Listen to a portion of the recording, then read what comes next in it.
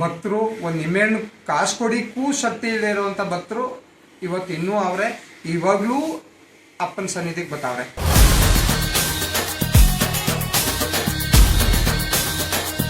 ಒಂದೊತ್ತು ಊಟ ಇಲ್ದೇ ಈ ಜಾಗದಲ್ಲಿ ಅವ್ರನ್ನ ಪೂಜೆ ಮಾಡಿ ಕೂತ್ಕೊಂಡನು ಅವ್ರ ಕಷ್ಟ ಪರಿಹಾರ ಆಗಬೇಕು. ನಾನು ಅವ್ರನ್ನ ಬೇಡ ಅಂತ ತಿರ್ಸ್ಕರ್ಸಿದ್ರೆ ಅವ್ರನ್ನ ಯಾವ್ದಾರ ಒಂದು ರೀತಿಯಲ್ಲಿ ತೊಂದರೆ ಕೊಟ್ಟು ಕಷ್ಟ ಕೊಟ್ಟು ಊಟಕ್ಕೆ ದರಿದ್ರ ಬಟ್ಟೆಗೆ ದರಿದ್ರ ಕೊಟ್ಟು ಹಗಲು ರಾತ್ರಿ ಅವ್ರನ್ನೇ ಬೇಡುವಂಥ ಪರಿಸ್ಥಿತಿಗೆ ತಂದು ಕೂರಿಸಿದ್ರು.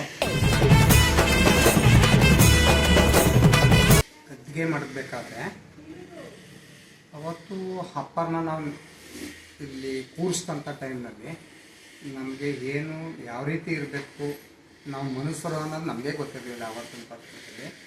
ಆಮೇಲೆ ನಾನು ವಿದ್ಯೆ ಇಲ್ಲದೆ ಇರೋನು ಅವತ್ತು ನನಗೆ ವಿದ್ಯೆನೂ ಇಲ್ಲ, ಜೊತೆಗೆ ಕಲಿಯುಗ ಅಂದ್ರೇನು ದೇವರು ಅಂದ್ರೇನು ಅಂತಲೇ ಗೊತ್ತಿರಲಿಲ್ಲ.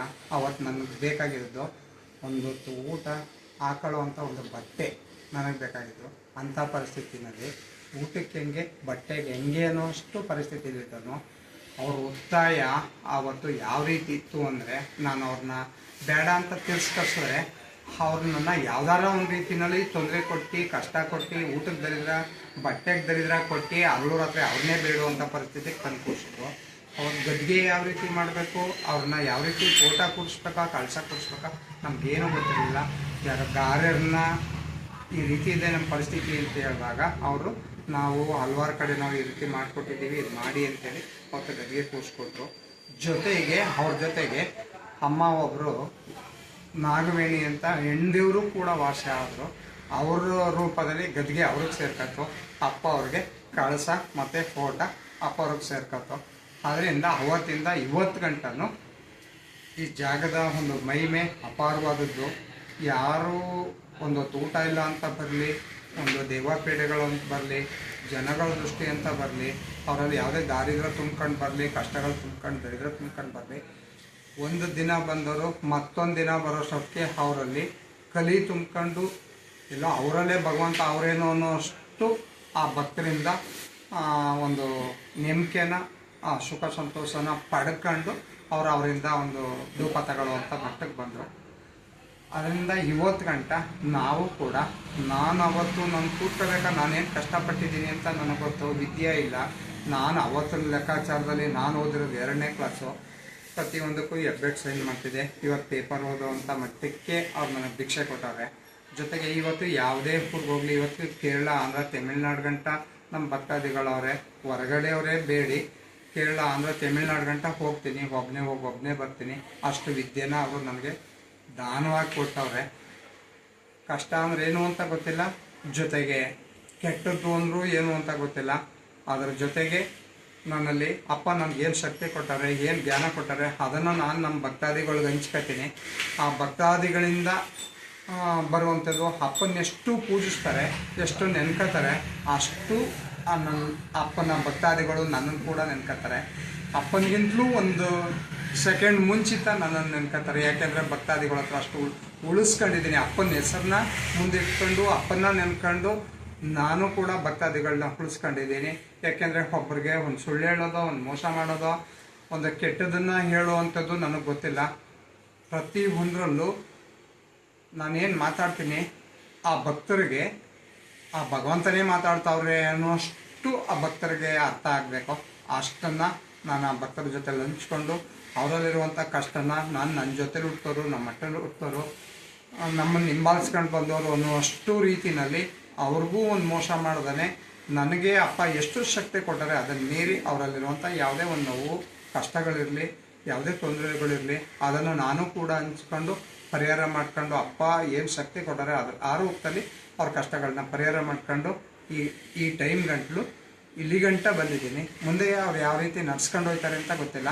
ಮುಂದೆ ಅವ್ರು ಯಾವ ರೀತಿ ದಾರಿ ತೋರ್ಕೊಂಡು ನಡ್ಸ್ಕೊಂಡು ಅವ್ರು ಯಾವ ರೀತಿ ಬೆಳಿಬೇಕು, ಮತ್ತು ನನ್ನನ್ನು ಯಾವ ರೀತಿ ಒಂದೊತ್ತು ಊಟಕ್ಕೆ ನೆಮ್ಮದಿ ಕೊಡಬೇಕು, ಅದ್ರ ಜೊತೆಗೆ ಅವರು ನೆಮ್ಕೊಂಡು ಈ ಹೊಸ್ಲತ್ತಿ ಈ ಊರಿನಲ್ಲಿ ಒಂದು ಪುಟ್ಟ ಗ್ರಾಮದಲ್ಲಿ ಮತ್ತು ಈ ಬಡಗೂಡಿನಲ್ಲಿ ಮತ್ತು ಇಂಥ ಒಂದು ಬಾಲಕನಲ್ಲಿ ಅವರೇ ಅನ್ನುವಷ್ಟು ಶಕ್ತಿನ ಅವ್ರು ಕೊಡ್ತಾರೆ. ಅದನ್ನು ನಾನು ಅವ್ರು ಕೊಟ್ಟಿರೋದ ಭಿಕ್ಷೆ ಅಂತೇಳಿ ಅಪ್ಪ ಏನು ಜ್ಞಾನ ಕೊಡ್ತಾರೆ ಅದನ್ನು ನಾನು ನನ್ನ ತಲೆ ಮೇಲೆ ಹೊತ್ಕೊಂಡು ನಾನು ಆ ಭಕ್ತರನ್ನ ರಕ್ಷಿಸಲಿಕ್ಕೆ ನಾನು ಕೂಡ ಅಪ್ಪನ ರೀತಿನ ಕಾಲ. ಈಗ ನೀವು ಹೇಳ್ತಿದ್ರಿ, ನಾನು ಬಂದಾಗ ಒಂದಷ್ಟು ಜನ ಭಕ್ತಾದಿಗಳು ಬಂದಿರೋ ಭಕ್ತಾದಿಗಳೆಲ್ಲ ಬರೀ ನಿಮ್ಮನ್ನ ನೆನೆಯೋರೆಯ, ದೇವ್ರ ಪೂಜೆ ಮಾಡ್ತಿರೋ, ನಿನ್ನ ನೆನೀತಿರೋ. ಭಕ್ತಾದಿಗಳಿಗೆ ಹೇಳೋದಾದ್ರೆ ಏನು ಹೇಳ್ತೀರಾ ಅಂತ? ಅವ್ರಿಗೆ ಏನು ಹೇಳಿಕ್ಕೂ ನನ್ನಿಂದ ಸಾಲಲ್ಲ. ಯಾಕೆ ಅಂದರೆ ಅವ್ರು ನಂಬಿರೋದೇ ಆ ರೀತಿ. ಈ ಮನೆಯಲ್ಲಾಗಲಿ ಅಪ್ಪ ಇವತ್ತು ಕೆಲವು ಕಡೆ ದೊಡ್ಡ ದೊಡ್ಡ ದೇವಸ್ಥಾನ ಕಟ್ಟಿಸ್ಕೊಂಡವ್ರೆ. ಆ ಜಾಗದಲ್ಲಿ ಹೆಂಗವ್ರಿ ಅಂತ ನನಗೆ ಗೊತ್ತಿಲ್ಲ. ಇವತ್ತು ಇಂಥ ಒಂದು ಹಳೆ ಮನೆಯಲ್ಲಿ ಅವ್ರು ಇಟ್ಕೊಂಡು 18 ವರ್ಷ ಕಾಲದಿಂದ ದಿನಕ್ಕೂ ಪ್ರತಿದಿನನೂ ಈಗ ಅಪ್ಪನ ಸನ್ನಿಧಿಗೆ ಶನಿವಾರ ಬರ್ತಾರೆ, ಬುಧವಾರ ಬರ್ತಾರೆ, ಸೋಮವಾರ ಬರ್ತಾರೆ ಅಂತ ಭಕ್ತಾದಿಗಳು ಹೇಳ್ತಾರೆ, ಜನಗಳು ಹೇಳ್ತಾರೆ. ಇವತ್ತು ಇವರ ಒಂದು ಶಕ್ತಿ ಪ್ರತಿದಿನನೂ ಭಕ್ತಾದಿಗಳು ಬರುವಂಥ ಮಟ್ಟಕ್ಕೈತೆ. ಆದ್ದರಿಂದ ಬರುವಂಥ ಭಕ್ತಾದಿಗಳು ಅಪ್ಪನ ಹೆಂಗೆ ಪೂಜೆ ಮಾಡ್ತಾರೆ, ಅಪ್ಪನ ಹೆಂಗೆ ನೆನ್ಕೋತಾರೆ, ಹಾಗೆ ನನ್ನನ್ನು ಕೂಡ ನೆನ್ಕೋತಾರೆ. ನನ್ನನ್ನು ಅಪ್ಪನ ರೂಪದಲ್ಲೇ ಕಾಣ್ತಾರೆ. ಇನ್ನೊಂದೇನು ಗೊತ್ತಾ, ಈಗ ಶನೇಶ್ವರನ ದೇವಸ್ಥಾನ ಅಂದರೆ ದೊಡ್ಡ ದೇವಸ್ಥಾನ ದೊಡ್ಡದಾಗಿ ಕಟ್ಟಿರ್ತಾರೆ. ನೀವು ಒಂದು ಪುಟ್ಟ ಮನೆಯಲ್ಲಿ ಚಿಕ್ಕ ಜಾಗದಲ್ಲಿ ನೆಲೆಸೋರಲ್ಲ, ಹೇಗೆ ಅಂತ? ಅವ್ರ ಶಕ್ತಿ ಅಪಾರವಾಗೈತೆ. ಅವರು ಮುಂದಿನ ದಿನಗಳಲ್ಲಿ ಆ ಶಕ್ತಿ ಮೀರಿ ದೇವಸ್ಥಾನನೂ ಕಟ್ಟಿಸ್ಕೋಬೋದು, ದೊಡ್ಡ ಒಂದು ಗುಡಿನೂ ಕಟ್ಟಿಸ್ಕೋಬೋದು, ಭಕ್ತಾದಿಗಳಿಂದನೇ ಮಾಡಿಸ್ಬೋದು. ನಾವು ಮಾಡುವಂಥ ಶಕ್ತಿ ನಮ್ಮಲ್ಲಿಲ್ಲ, ಭಕ್ತಾದಿಗಳಿಂದನೇ ಮಾಡಿಸ್ಕೊತಾರೆ ಅಂತ ನಾವು ಅಂದ್ಕೊಂಡಿದ್ದೀವಿ. ಯಾಕೆಂದರೆ ಭಕ್ತಾದಿಗಳು ಅಷ್ಟೇ ಅವರೇ. ನಾವಿದ್ದೀವಿ ಅಪ್ಪನ ಹಿಂಗೆ ಮಾಡಬೇಕು, ಹಿಂಗೆ ಕೂರಿಸ್ಬೇಕು, ಹಿಂಗೆ ಗುಡಿ ಕಟ್ಟಬೇಕು ಅನ್ನೋಷ್ಟು ನಮ್ಮ ಭಕ್ತಾದಿಗಳು ಸಾಕಷ್ಟು ಜನ ಭಕ್ತಾದಿಗಳು ಅವರೇ ಇವತ್ತುವೆ. ಆದರೆ ನಾವು ಯಾವತ್ತೂ ಆಸೆ ಪಟ್ಟಿಲ್ಲ, ಇವತ್ತವರೆಗೂ ಆಸೆ ಪಟ್ಟಿಲ್ಲ. ಅವ್ರು ಯಾವಾಗ ಜ್ಞಾನ ಕೊಡ್ತಾರೆ, ಯಾವಾಗ ಆ ಶಕ್ತಿ ಕೊಡ್ತಾರೆ, ಅವಾಗ ತಗೊಂಡೋದೆ ಅವ್ರು ಯಾವ ರೀತಿ ಹೇಳ್ತಾರೆ ಆ ರೀತಿ ಒಂದು ನೆಲೆ ಮಾಡೋದ, ಒಂದು ಗುಡಿ ಕಟ್ಟೋದ ಅಂತ ಅಂದ್ಕೊಂಡಿದ್ದೀವಿ. ಜೊತೆಗೆ ಈಗ ನಾವು ಯಾವ ರೀತಿಯಲ್ಲೂ ನಾವು ಇದ್ದೀವಿ, ನಾವು ಮಾಡ್ತೀವಿ ಅನ್ನೋಷ್ಟು ಕೆಪಾಸಿಟಿ ನಮ್ಮಲ್ಲೂ ಇಲ್ಲ. ನಾವು ಹಗಲು ಬೆಳಗನ್ನು ಮಾಡ್ಕೊಂಡು ಹೋಗ್ತಾ ಇದ್ದೀವಿ ಅವ್ರ ಹೆಸರು ಹೇಳಿ. ಜೊತೆಗೆ ಬಂದಂಥ ಭಕ್ತರಿಗೆ ಇಲ್ಲು ಸಲ್ಲೋದು ಹೇಳೋ, ಒಂದು ಸುಳ್ಳು ಹೇಳೋ, ಇನ್ನೊಂದು ಮಾಡೋ, ಮೋಸ ಮಾಡೋ ನಾವು ಯಾವುದನ್ನ ಮಾಡ್ತಾಯಿಲ್ಲ. ಇವತ್ತು ನೀವು ಇವಾಗಲಿ ನೀವು ಬಂದ ತವಳಿಂದ ಇವತ್ತು ಬೆಳಗ್ಗೆಯಿಂದ ಇಷ್ಟೊತ್ತು ಗಂಟ ಅಂದ್ಕೊಳ್ಳಿ, ಇವತ್ತು ನೋಡಿದ್ದೀರಿ. ಉದಾಹರಣೆಗೆ ನಾನು ಒಂದು ಊಟ ಇಲ್ದೇ ಈ ಜಾಗದಲ್ಲಿ ಅವರನ್ನು ಪೂಜೆ ಮಾಡಿ ಕೂತ್ಕೊಂಡನು. ಇವತ್ತು ನಮ್ಮ ಭಕ್ತಾದಿಗಳೇ ಅವತ್ತು ನಮ್ಮ ಭಕ್ತಾದಿಗಳಿಗೆ ಮಂಗಳಾರತಿ ತಟ್ಟೆ ಕಾಸನ್ನು ಒರೆಸ್ಕೊಂಡು ಅಂಗಡಿಗೆ ಹೋಗಿ ಪ್ಯಾಕೆಟ್ ಹಸಿಟ್ಟು ಅಕ್ಕಿ ತಂದು ಅಡುಗೆ ಮಾಡಿ ಊಟಕ್ಕೆ ಹಾಕ್ತಿದ್ರು ನಮ್ಮ ಭಕ್ತಾದಿಗಳಿಗೆ. ಇವತ್ತು ಅದೇ ಭಕ್ತಾದಿಗಳು ನಿಂತ್ಕೊಂಡು ಬಂದಂಥ ಭಕ್ತಾದಿಗಳು ಹಸ್ಕೊಂಡು ಹೋಯ್ತಾರೆ ಅಂತ ಅವರೇ ನಿಂತು ಅಡುಗೆ ಮಾಡಿ ಅವರೇ ತಂದು ಎಲ್ಲಾನು ಮಾಡುವಂಥ ಶಕ್ತಿನ ಭಕ್ತರಿಗೆ ಅವರು ಗುರುಗಳೇ ಕೊಟ್ಟಾರೆ. ನಾನು ಒಂದು ಪ್ರಶ್ನೆ ಕೇಳಬೇಕು. ಬೇರೆ ದೇವಸ್ಥಾನಗಳಲ್ಲಿ ಸಾವಿರಾರು ರೂಪಾಯಿ, ಲಕ್ಷಾಂತರ ರೂಪಾಯಿ ಇಸ್ಕೊಂತಾರೆ, ನೀವು ಒಂದು ನಿಂಬೆಹಣ್ಣು ಕೊಟ್ಟರು ಕಾಸು ಇಸ್ಕೊಳ್ಳಲ್ಲ, ಹೇಗೆ ಅಂತ? ಅದು ಅವ್ರ ಶಕ್ತಿ. ಅವ್ರೇನು ಜ್ಞಾನ ಕೊಟ್ಟವ್ರೆ ನಾನು ಅದೇ ರೀತಿ ನಡಿಬೇಕು. ಅದನ್ನು ನೀರು ನಡೆದ್ರೆ ನಾನು ಬೆಳಗ್ಗೆ ಎದ್ದೇಳ್ತೀನೋ ಇಲ್ವೋ ಅದು ನನಗೆ ಗೊತ್ತಿಲ್ಲ. ಅವ್ರೇನು ನನಗೆ ವಾಕ್ಯ ಕೊಟ್ಟವ್ರೆ ಆ ರೀತಿಯೇ ನಡಿಬೇಕು. ನನಗೆ ಇವತ್ತು ಭಕ್ತಿಗೆ ನಮ್ಮ ಮಕ್ಳಿಗೊಂದು ದಾರಿ ಕೊಟ್ಟಾರೆ. ಅವರು ಕೂಲಿನೋ ನಾಲಿನೋ ಮಾಡಿ ಅವ್ರು ದುಡ್ದು ಇವತ್ತು ನಾನು ಕೂಡ ಶ್ರಮ ಪಡ್ತಾಯಿದ್ದೀನಿ ಅವ್ರ ಹೆಸರು ಹೇಳಿ. ನಾವು ಒಂದು ಯಾವ್ದಾದ್ರು ಒಂದು ರೀತಿ ನಮ್ಮ ಭಕ್ತಾದಿಗಳ ಮನೆಗೋ ಒಂದು ಕಷ್ಟ ಸುಖನೋ ಒಂದು ಕವಡೆ ಶಾಸ್ತ್ರನೋ ಅವರು ಒಂದು 10 ರೂಪಾಯಿ ಇಡಲಿ 100 ರೂಪಾಯಿ ಇಡಲಿ ಅದರಲ್ಲೇ ಅವ್ರನ್ನ ಪ್ರತಿ ವಾರ ನಾನು ಪೂಜೆ ಮಾಡ್ತೀನಿ. ಅದರಿಂದ ನಾನು ಕೂಡ ಅವ್ರೇನು ಆಜ್ಞೆ ಕೊಟ್ಟವ್ರೆ ಅದನ್ನು ಮೀರು ನಾನು ನಡೆಯೋಕ್ಕಾಗಲ್ಲ. ಇವತ್ತು ಒಂದು ನಿಂಬೆಹಣ್ಣಿನ ಬೆಲೆ 10 ರಿಂದ 15 ರೂಪಾಯಿ ಇದೆ. ಪ್ರತಿ ವಾರ 100 ನಿಂಬೆಹಣ್ಣು ತರ್ತೀನಿ. ಆ ನಿಂಬೆಹಣ್ಣು ಅವರಿದ್ದಿ ಭಕ್ತಾದಿಗಳು ಅವ್ರು ಅರ್ಥ ಮಾಡ್ಕೊಂಡು 10 ರೂಪಾಯಿ ಕೊಡ್ಬೋದು. ನಾವು ಯಾರನ್ನೂ ಬಾಯ್ಬಿಟ್ಟು ಕೇಳಲ್ಲ. ಯಾಕೆ ನಾವು ಬಾಯ್ಬಿಟ್ಟು ಕೇಳಿಕ್ಕೆ ಅವ್ರು ಬಿಡಲ್ಲ ನಮ್ಮನ್ನ. ಅವ್ರ ಭಕ್ತರು ಒಂದು ನಿಂಬೆಹಣ್ಣು ಕಾಸು ಕೊಡಿಕ್ಕೂ ಶಕ್ತಿ ಇಲ್ಲದೆ ಇರುವಂಥ ಭಕ್ತರು ಇವತ್ತು ಇನ್ನೂ ಅವರೇ ಇವಾಗಲೂ ಅಪ್ಪನ ಸನ್ನಿಧಿಗೆ ಬರ್ತಾವ್ರೆ. ಅವ್ರ ಕಷ್ಟ ಪರಿಹಾರ ಆಗಬೇಕು, ಅವರಿಂದನೇ ನಾನು ಹೆಚ್ಚಾಗಿ ನಾನು ಮಾಡಿಸ್ಕೊತೀನಿ ಅನ್ನೋಷ್ಟು ಮಾತು ಅವ್ರು ನಮಗೂ ಕೂಡ ಮಾತು ಕೊಟ್ಟಾರೆ. ಅದನ್ನು ಮೀರಿ ನಾವು ನಡೀದಾನೆ ನಾವು ಮಾಡ್ತೀವಿ. ಗುರುಗಳೇ, ಈ ದೇವಸ್ಥಾನ ಎಲ್ಲಿ ಬರೋದು ಅಂತ? ಈ ದೇವಸ್ಥಾನ ಬರೋದು ಮಂಡ್ಯ ಜಿಲ್ಲೆ ಪಾಂಡವಪುರ ತಾಲೂಕು ಚಿನ್ಕುಳ್ಳಿ ಹೋಬಳಿ. ಚಿನ್ಕುಳ್ಳಿಯಿಂದ ಮೇಲ್ಕೋಟೆ ರೋಡು ಒಂದು ಮುಕ್ಕಾಲು ಕಿಲೋಮೀಟರ್ ಇರುತ್ತೆ. ಲಿಂಗಾಪುರ ಅಂತ ಒಂದು ಪುಟ್ಟ ಒಂದು ಕ್ಷೇತ್ರ ಇದು. ಇತ್ತೀಚೆಗೆ ಕ್ಷೇತ್ರ ಮಾಡ್ಕೊಂಡವ್ರೆ ಅಪ್ಪನಿಂದ. ಹಿಂದೆ ಲಿಂಗಾಪುರ ಅನ್ನುವಂಥ ಒಂದು ಊರು.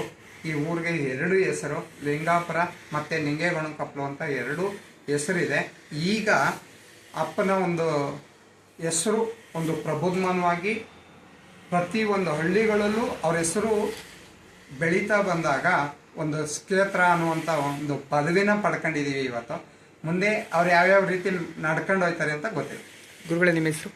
ನಮ್ಮ ಹೆಸರು ತಿಬ್ಬೇಗೌಡ ಅಂತ, ಜೊತೆಗೆ ಬ್ರ್ಯಾಕೆಟಲ್ಲಿ ಗುಡ್ಡಪ್ಪ ಅಂತ ಹೇಳ್ತೀವಿ. ಎಲ್ಲಿಗೆ ಹೋದ್ರೂ ನಾನು ಯಾವುದೇ ಊರಿಗೆ ಹೋಗಲಿ, ಇವತ್ತು ಬೆಂಗಳೂರಿಗೆ ಹೋಗಲಿ, ಮೈಸೂರಿಗೆ ಹೋಗಲಿ, ಇನ್ನೊಂದು ಕಡೆ ಹೋಗಲಿ, ತಮಿಳ್ನಾಡಿಗೆ ಹೋದರೂ ಕೂಡ ಅಲ್ಲೂ ಅಪ್ಪನ ಹೆಸರಿನಲ್ಲಿ ನಮ್ಮನ್ನು ಗುರುತಿಸುವಷ್ಟು ಒಬ್ಬರು ಇಬ್ಬರಾರು ಗುಡ್ಡಪ್ಪ ಬಂದವ್ರೆ ಅಂತ ಗುರುತಿಸ್ತಾರೆ. ಅಷ್ಟಿದೆ. ಜೊತೆಗೆ ಗೊತ್ತಿಲ್ಲದೇ ಯಾರು ಯಾವ ರೀತಿ ಯಾವ ಕಡೆಯಿಂದ ಬಂದ್ರೂ ಕ್ಯಾರ್ಪೇಟೆಗೆ ಬಂದು ಚಿನ್ಕುಳ್ಳಿಯಲ್ಲಿ ಲಿಂಗಾಪುರಲ್ಲಿ ಅಂದ್ರೂ ಭಕ್ತಾದಿಗಳು ಕ್ಯಾರ್ಪೇಟೆಯಲ್ಲಿ ನಿಂತ್ಕೊಂಡು ಈ ಯಾರಾದರೂ ಯಾವ ರೂಪದಲ್ಲಾಗಲಿ ಅಪ್ಪನ ಸನ್ನಿಧಿನ ಒಂದು ಫೋನಲ್ಲೋ ಮತ್ತೊಂದು ರೀತಿನಲ್ಲೋ ತೋರಿ ನಮ್ಮ ಹೆಸರು ಹೇಳಿದ್ರೆ, ಅಪ್ಪನ ಹೆಸರು ಹೇಳಿದ್ರೆ ಈ ಜಾಗ ತೋರಿಸ್ತಾರೆ.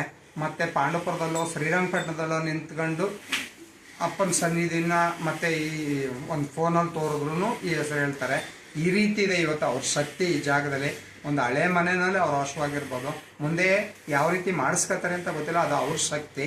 ಭಕ್ತಾದಿಗಳಿಂದ ಜೊತೆಗೆ ನಮ್ಮಿಂದನೂ ಭಕ್ತಾದಿಗಳಿಗೆ ನೋವಾಗಬಾರ್ದು. ಆ ಮಾತು ಅವ್ರು ನಮಗೆ ಮಾತು ತಗೊಂಡವ್ರೆ, ಆ ಮಾತಂತೆ ನಾವು ನಡ್ಕೊಂಡು ಅವ್ರನ್ನ ನಾವೇನು ಹಿಂಗೆ ಪೂಜಿಸ್ತೀವಿ ಅಂತ ನಾವು ಹೇಳಿಕಾಯ್ತಲ್ಲ, ಒಂದು ಬಡದೂಪದಿಂದ ಯಾರು ಯಾವ ರೀತಿನಲ್ಲಾದರೂ ನಮ್ಮನ್ನು ಮಾತಾಡ್ಬೋದು. ಅದು ನನಗೆ ಗೊತ್ತಿಲ್ಲ, ಅದು ಅವ್ರಿಗೆ ಅನ್ವೇಷಿಸುತ್ತೆ. ಅಪ್ಪ ನನಗೇನು ಮಾತು ಕೊಟ್ಟಾರೆ ಆ ರೀತಿ ನಾನು ಅವ್ರನ್ನ ಪೂಜೆ ಮಾಡ್ತೀನಿ.